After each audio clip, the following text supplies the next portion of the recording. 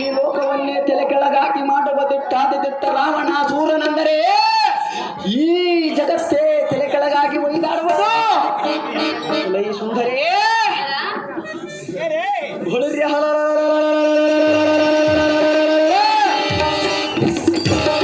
ವೈಕುಂಠವಾಸನಾದ ನಾರಾಯಣನು ಎನ್ನಂ ಕಂಡಾಕ್ಷಣವೇ ಕಂಟಕ ಪ್ರಾಪ್ತಿ ಆಯಿತೆಂದು ಆದಿಶೇಷನ ಮರೆ ಮಾಡಿ ತೀರ ಸಾಗರದೋಡು ಹಡಗಿಕೊಂಡನು.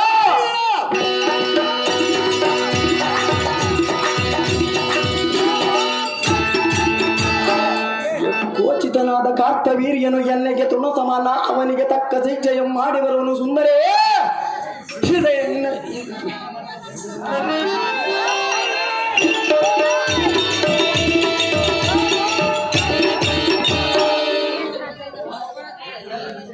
ಬಿಟ್ಟ ಬಿಡು ನಿನ್ನ ಮನದ ಭ್ರಾಂತಿ. ಹೌದು ಸುಂದರೇ, ನಾನು ನನ್ನ ಮನದ ಭ್ರಾಂತಿಯನ್ನು ಬಿಡಬೇಕೆ? ಹೌದು ಸುಂದರೇ. ಹಾಗಾದರೆ ನೀನು ಎನ್ನ ಮಾತನ್ನು ಕೇಳಬೇಕು.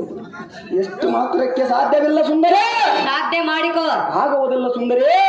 ಅದು ಯಾತಕ್ಕೆ ಆಗುವುದಿಲ್ಲ ಪ್ರಿಯ? ಹಾಗಲ್ಲ, ಕೇಳಬಾರದು ಸುಂದರೇ. ನೀನೀಗಲ್ಲ ಒಂದೇ ಹಠವನ್ನು ಹಿಡಿಯಬಾರದು. ಈಗಲ್ಲ ಕೇಳಿದರೆ ಸತಿಗಳ ಧರ್ಮವಲ್ಲ ಸುಂದರೇ. ಈಗ ನಡೆದುಕೊಳ್ಳುವುದು ಪತಿಯ ಧರ್ಮವೇ? ಸತಿಯ ಧರ್ಮವಲ್ಲ ಸುಂದರೇ. ಏತಕ್ಕೆ ಅಂತ ಕೇಳಿದೆಯಾ? ಸುಂದರೇ, ಓ ನಲ್ಲ ನಲ್ಲ ಸತಿಯ ಮಾತನ್ನು ಕೇಳು. ಅದು ಎಷ್ಟು ಮಾತ್ರಕ್ಕೆ ಸಾಧ್ಯವಿಲ್ಲ ಸುಂದರೇ. ಸಾಧ್ಯವಿಲ್ಲ ಸುಂದರೇ. ಚೆನ್ನಾಗಿ ಹೇಳು.